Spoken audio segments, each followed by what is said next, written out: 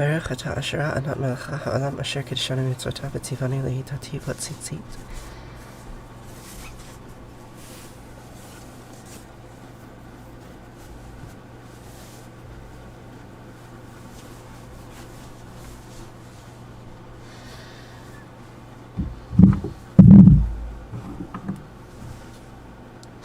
Good morning, Sakib. You're always so attentive. What are you up to today?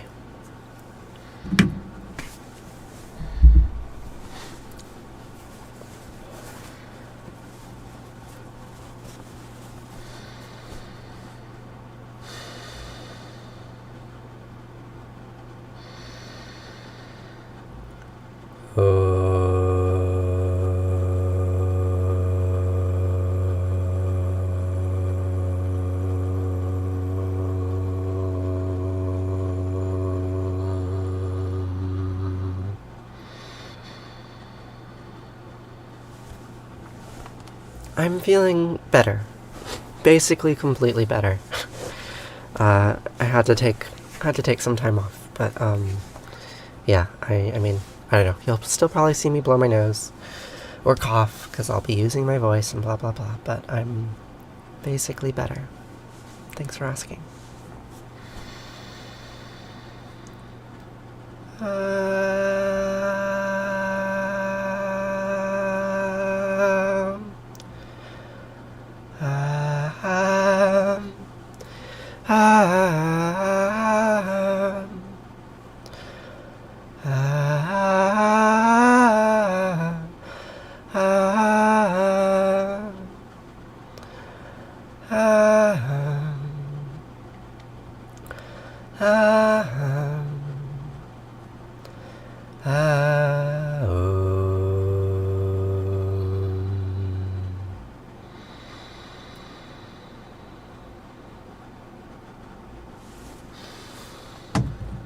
Good morning, Smasha. Are you from Thailand?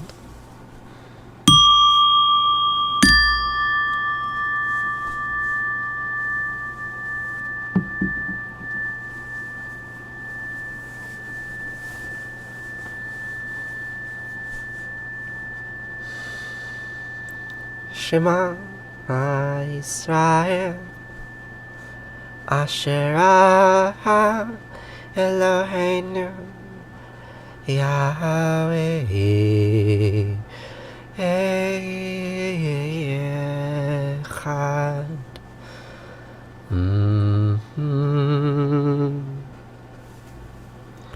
Vahafta et anat Elohecha ובכל לבבך ובכל נפשך ובכל מאודך וחיו הדברים האלה אשר נרחיב מצווך היום על לבביך ושיננתם לבניך ודיברת בם בשבתך בביתך ולכתך בדרך ובשכבך ובקומך וקשרתם לאהוד על ידיך וחיו לטוטפות בין עיניך וכתבתם על מזוזות ביתך ובשעריך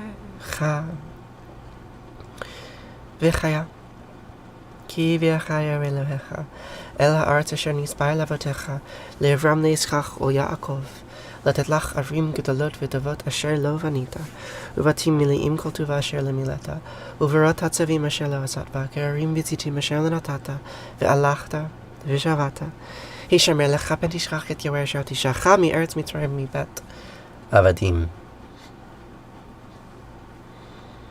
Good morning.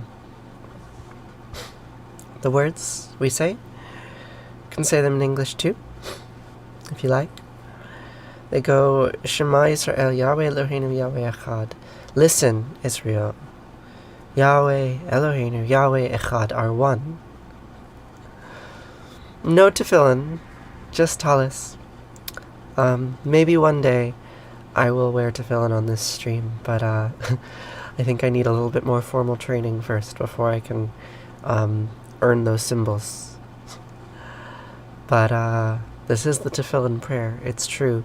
You shall love Yahweh Eloheinu with all your heart and all your soul and all your might And these words that I repeat to you today, teach them to your children, and recite them when you wake up, and when you go to bed, and when you are traveling, and when you are at home, and you shall bind them as a symbol on your hand, and let them serve as a sign on your forehead. That's the tefillin. And inscribe them on the doorposts of your house and on your gates. That's the mezuzot. Does anyone have any one of those? Maybe you do, maybe you don't. No matter. The prayer says, copy me. And so for the last 8 years now, 8 more, 9, I can't count anymore. I've said these words in the morning to remind myself that I'm connected to a lineage, connected to a line of living beings far larger than my specific personal life. And when I am at my worst, when this existence that I have, that I am, feels the most meaningless, I can remind myself that I can only see a small portion of it, and that actually I am a thread in a larger tapestry. I'm not a fan of that metaphor. A twig on a branch, that one might be a little bit more appropriate. A curve on a line. But there are people who came before me, and there are people who will come after me, and the meaning of my life is wrapped up in the meaning of theirs. And so I repeat the words that they repeated, and that those who come after me long into the future will also repeat. And I think there's some value in that. Good morning, love. How are you? What are you up to today? So, we will continue on with our reading of on Isis and Osiris, right? This is this beautiful sculpture with Isis and her son Horus.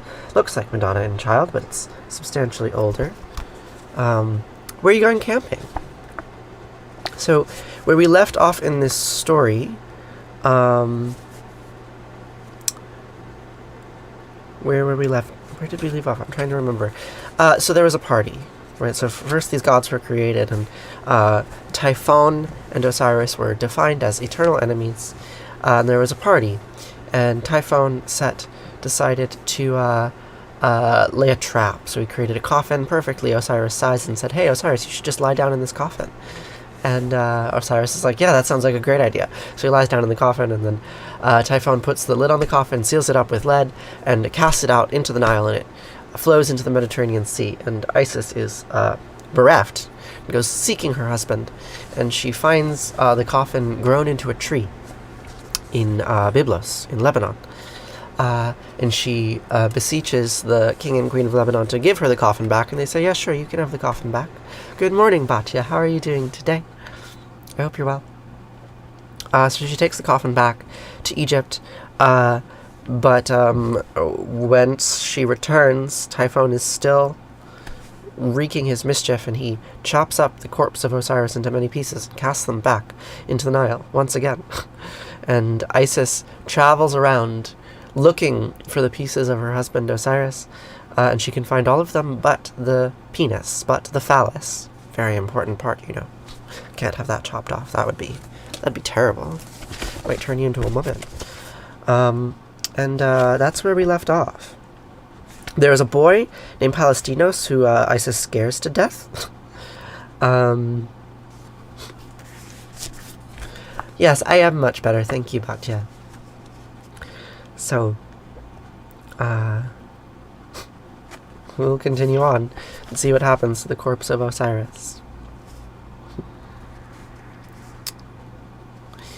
But when Isis had gone to see her son Horus, who was at nurse in the city Buto, and put the coffer away, Typhon, being out on a hunting by moonlight, came upon it, and recognizing the corpse, tore it into 14 pieces, and scattered them around. Isis, having heard of this, sought after the fragments, passing over the swamps in papyrus boat, for which cause she had set sail. In papyrus boats are never injured by crocodiles, because they either fear or respect the goddess. From this circumstance there are many places called the tombs of Osiris all over Egypt, because she, whenever she came upon the fragments of the body, there celebrated a funeral. Some deny this, but say that she made images and gave them to the several cities, giving them as the actual body, in order that they may receive honors from those sailing past, and that if Typhon should get the better of Horus when searching for the real tomb, he may be baffled from many being so called and pointed out.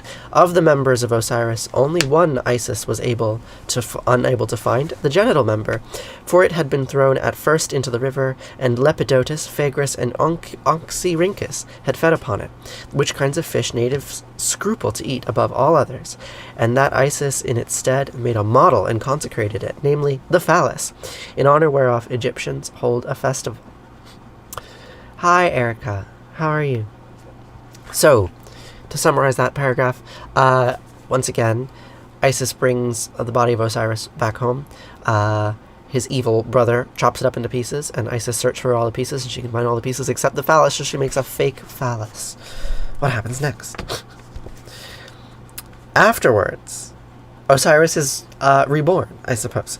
Afterwards, Osiris came from the shades to Horus, and trained and exercised him for war, and then asked him what he thought the finest thing possible, and when he replied, to avenge one's father and mother when ill-treated, he asked him secondly, what he considered the most useful animal to people going to battle, and when Horus answered, the horse, Osiris wondered at it, and was puzzled why he said the horse instead of the lion. But when Horus explained that the lion indeed was serviceable to one standing in need of aid, but the horse can both save him that flees and destroy the enemy, Osiris, on hearing this, was rejoiced at the supposition that Horus had provided himself with horses. And, as numbers came over from time to the side of Horus, Typhon's concubine, Thucris by name, came also, and a serpent pursuing her was cut into pieces by friends of Horus. And now, in memory of this event, they throw down a rope in the midst of all and chop it to pieces. The battle lasted for many days, and Horus vanquished, but Isis, having received from him Typhon in chains, did not destroy, but on the contrary unbound and let him go free. This Horus did not endure with patience, but he laid his hands on his mother and pushed the crown off her head, whereupon Hermes placed a bull's skull upon her instead of helmet. And when Typhon brought a charge of illegitimacy against Horus, Hermes, acting as his counsel, Horus was pronounced legitimate by the gods. After this, Typhon was beaten in 2 other battles, and Isis conceived by Osiris by copulating with her after death, alluding to the incident of opening up his coffer and explaining the sad fate of the too inquisitive little boy, and brought forth the prematurely born, weak in his lower limbs, Harpocrates. Gosh, that was an incoherent series of god names told backwards. So apparently, earlier, when... you could say this is Greek mythology. This is mythology told by a Greek. So the author is Plutarch. So he's telling the story of Osiris, right? The Greek story, or the Egyptian story, but clearly it's filtered through a Greek lens, because Typhon and Hermes are Greek gods, not Egyptian gods. But nonetheless, this is the best version of the Osiris myth that we have, unfortunately. I wish it were otherwise. I wish I could read you, a primary Egyptian source translated into English, but instead we have Egyptian sources translated into ancient Greek by our friend Plutarch, with lots of commentary and not the most coherently told. And then we translate it into English, and then it's on TikTok, and so like basically you're getting nothing of any value. But I'm still reading it.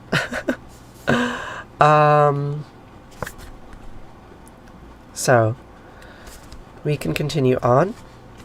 These are pretty nearly the heads of the legend, but the most blasphemous parts being omitted. For example, about the dismemberment of Horus, the decapitation of Isis, because if these things people believe and say concerning the blessed incorruptible natures, by whose medium the idea of deity is mainly conceived, as having been really done, and really having happened to them, then, as Esiclith hath it, we must spit at the tail and rinse the mouth.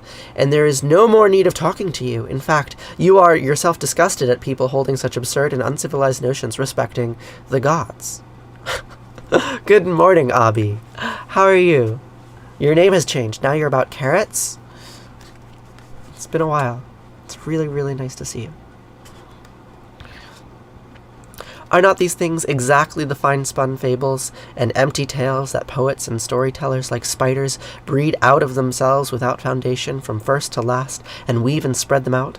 Nevertheless, this history contains certain questions and descriptions of real events, and in the same way as mathematicians say that the rainbow is the image of the sun, variously colored through the reflection of the image upon the cloud, so the legend before us is a kind of reflection of a history, reflecting the true meaning upon other things, as is shown forth by the sacrifices containing a representation of mourning and sadness, and also by the ground plan of the temples, in some parts spreading out into colonnades, courts open into sky and lightsome, others having underground hidden and dark galleries, like that at Thebes, and halls as well, and above all, by the belief of the Osiris worshippers, where his body is said to have been deposited in several places at once. Abydos, perhaps, or the little town Memphis, they say, is celebrated for possessing the one true body, and that at Abydos are buried rich and noble Egyptians, ambitious to share the burial place of Osiris' body, while at Memphis it is kept the Apis, the image of the soul of Osiris, where his body is also said to lie.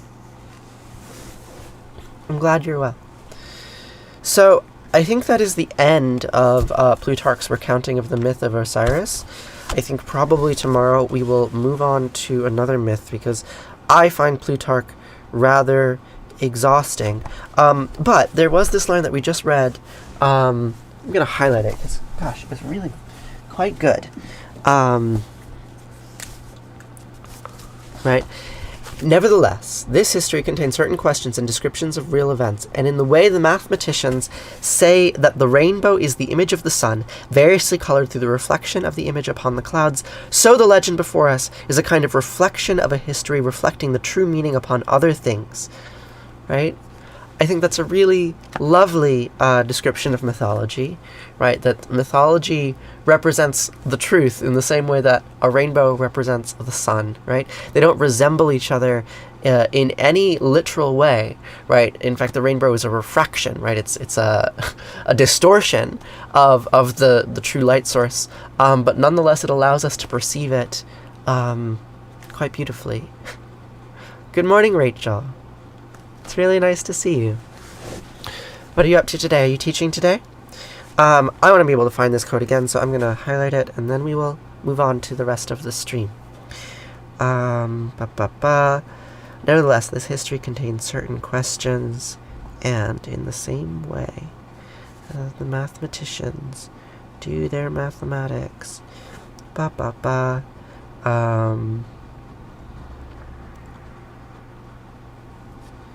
on other things. Yes, there we go. Alright, that's the quote. These take the shape of a long, round arch with its path high above. Summoned by talks of rainbows. Yes, I'm sure the TikTok algorithm works like that. Talk about rainbows and Rachel appears.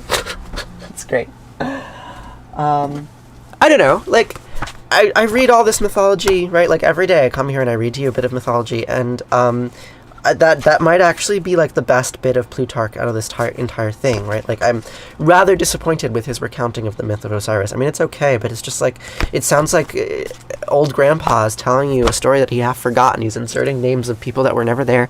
But, like, he was one of the world's original mythologers, right? In the same vein as more modern scholarship, right? Joseph Campbell or Eliade or anything like that. Like, Plutarch was trained in the Temple of Apollo, and so he travels thousands of miles or hundreds of miles south and looks at the Egyptian mythology and says, what am I to make of this? Like, how do I interpret this? It is so similar and yet so different from my own traditions. How do I think about it? And he tried, right? And 2,000 years, gotta give him some credit.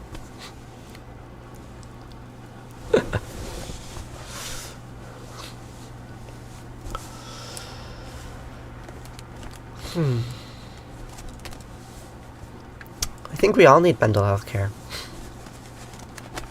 So, now we will move on to Arati. Arati and then Kaddish.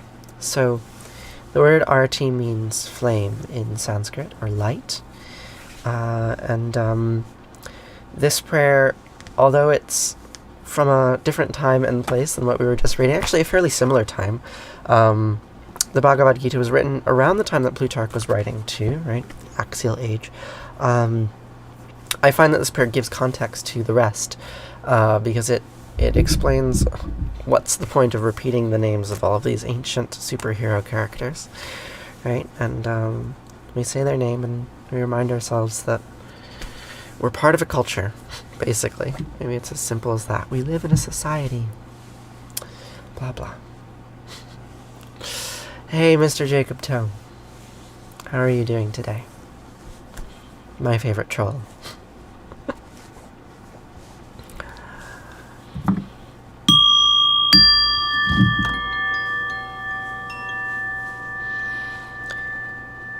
Jaya Jaya Arati Vina Vinayaka Vina Vinayaka Shri Ganesha Jaya Jaya Arati Subramanya Subramanya Kartikeya Jaya Jaya Arati Venugopala Venugopala Venugola Papa Vidura Navanita Chora Jaya Jaya Arati Venkanta Ramana Venkanta Ramana Sankatarana Sita Rama Radhe Shama Jaya Jaya Arati Gauri Manohara Gauri Manohara Bhavani Sankara Samba Sadashiva Uma Maheshwara Jaya Jaya Arati Raja Rajeshwari Raja Rajeshwari Tripura Sundari Mahalakshmi Mahasaraswati Mahakali Mahashakti Jaya Jaya Arati Anjaneya Anjaneya Hanumanta Jaya Jaya Arati Dattatreya Dattatreya Trimutri Avatara Jaya Jaya Arati Adityaya Adityaya Bhaskaraya Jaya Jaya Arati Sanischaraya Sanischaraya Bhaskaraya Jaya Jaya Arati Sankaracaya Sankaracaya Advaita Gurave Jaya Jaya Arati Sadgurunata Sadgurunata Shivananda Jaya Jaya Arati Vishnu Devananda Vishnu Devananda Vishnu Devananda Jaya Jaya Arati Agastya Munaye Agastya Munaye Shirama Priyaye Jaya Jaya Arati Ayapa Samine Ayapa Samine Dharma Shastave Jaya Jaya Arati Jesus Gurave Moses Gurave Buddha Gurave Jaya Jaya Arati Muhammad Gurave Guru Nanak Gurave Samastya Gurubho Namaha Jaya Jaya Arati Venugopala Natatra Suryabhati Natanjakara Tamnima Vidyobhati Kutoya Magni Twameva Bantamanvanti Sarvam Tasya Basya Samindam Vivanti Om Gange Kayamane Kaiva Govari Saraswati Narmade Siddhi Kaveri Hiya Namastitam Namo Namaha Twameva Mata Chapita Twameva Twameva Bandusha Saka Twameva Twameva Vidya Javinam Twameva Twameva Sarvam Mama Deva Deva Kayena Vacha Manasendriyarva Buddhyatmanava Prakrite Sabhavad Karomi Adyad Mangalam Parasmahe Narayana Iti Sarmar Payami Sarvadharmam Rabhijaya Mamikam Safaranam Vrija Am Svasarva Papayo Mokshayami Masucha. Whatever actions I perform with my body, speech, mind, senses, my nature, my intellect, or my emotions, all these I dedicate to you. To all of you, thank you so much for joining. I'm sorry that you joined at the end. I think statistically that is more likely, given the way the algorithm works. I mean, he is trolling Abhi, right? But he is like the most skillful troll that I have met on this platform. Like it takes a very fine hand to both spread nonsense, but to do so in a way that is tolerable by the person whose room you're in, right? Like I have encountered many trolls. And it is an art to not be so obnoxious as to be immediately kicked out, but to be obnoxious enough that you can steal everyone's attention. No, I don't believe he's malicious, but certainly he wants your attention, and he wants my attention, and he's very adept at getting it. Mr. Jacob Toe, where do you live if it's 10:48 p.m.? That would be somewhere in East Asia, yeah? Good morning, Paul. Happy Friday. And can I ask you, how many other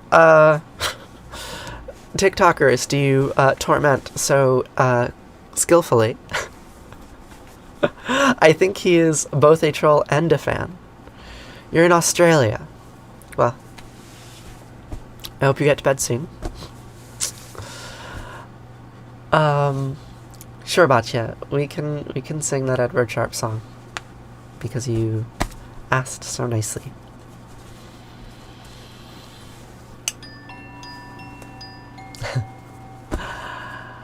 I don't want to pray to my maker, no.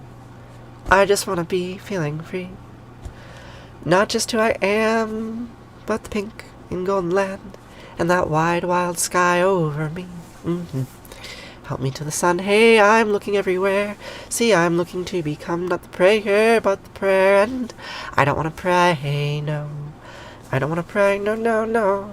I don't want to pray, we don't want to pray. And it's not much good to talk, better to walk it. Ooh, not much good to take, better to give. We are done, forgiven, and forgotten of our sins. And I promise you, my friends, all that dies will live again. So, pardon, God and Mom, what I'm saying isn't fair. See, I'm looking to become not the prayer, but the prayer. And I don't want to pray, no. I don't want to pray, no. I don't want to pray, we don't want to pray. Pray. Allah made love, and Yahweh made hate. Asher made good, and Anat made bad. Elohenu made love, and Yahweh made hate. Allah, God made. But I don't want to pray to my Maker. I just want to be what I see. Not like in a book, or the leaves of trees that shook from a word that means only not a thing. Hashem, pardon. God and Mom, what I'm saying isn't fair. See, I'm looking to become not the prayer, but the prayer, and I don't want to pray, no. I don't want to pray, no. I don't want to pray, we don't want to pray.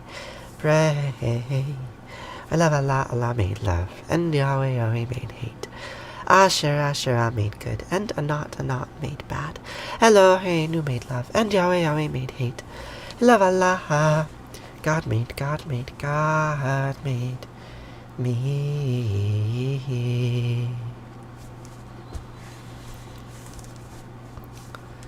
So, we will conclude with Kaddish. Excuse me. Kaddish is a prayer of prayers. It's in my name. I had an argument with my father yesterday about the name Kaddish. He was very offended that I took it, right? My wife's last name literally is Kaddish. Right? I didn't just make it up out of nowhere. But he was very offended because there was a point that I was the last male Thaler in the family. And so by transitioning, I have effectively doomed the Thaler name into inconsequence. And he found this very hurtful. And so we trade our hurts back and forth to one another. But my name is Kaddish because I think it is resonant. And because I fell in love with a woman by that name. And she was kind enough to let me take it from her.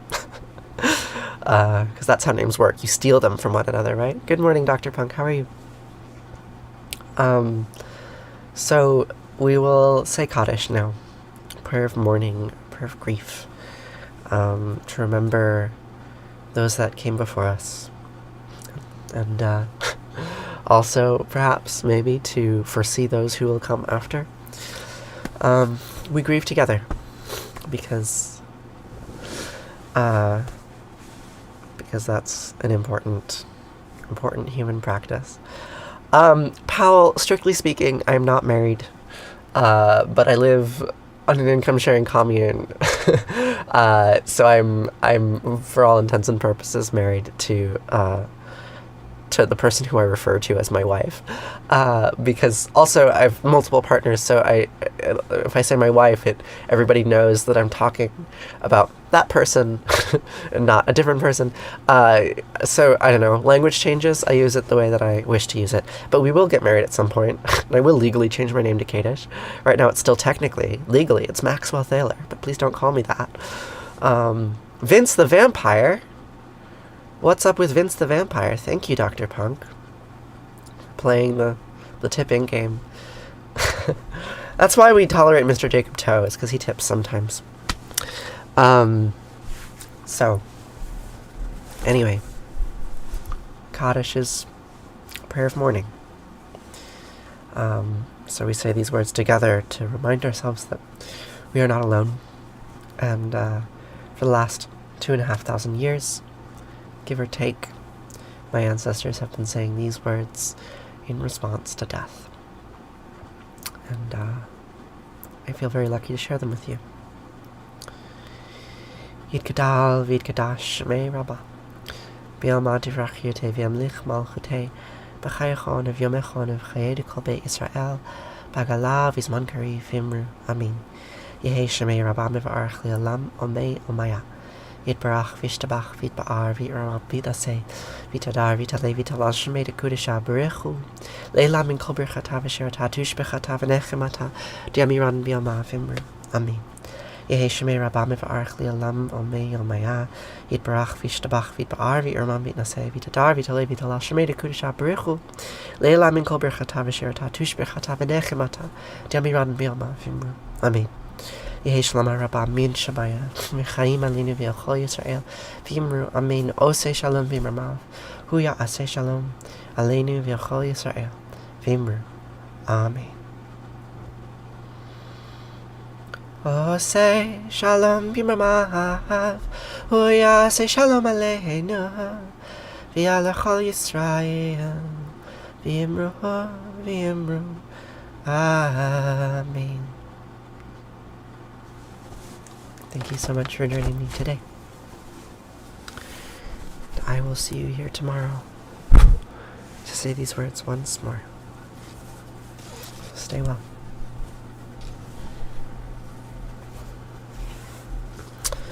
It's Shabbat today, so I'll be making Shabbat dinner tonight. I've been sick for 2 weeks nearly, so I haven't been cooking for my community, so I'm looking forward to cooking for everyone today. So I'm going to go downstairs now and prep some chickpeas. And yeah, I hope you have a really lovely day. Thank you. Farewell.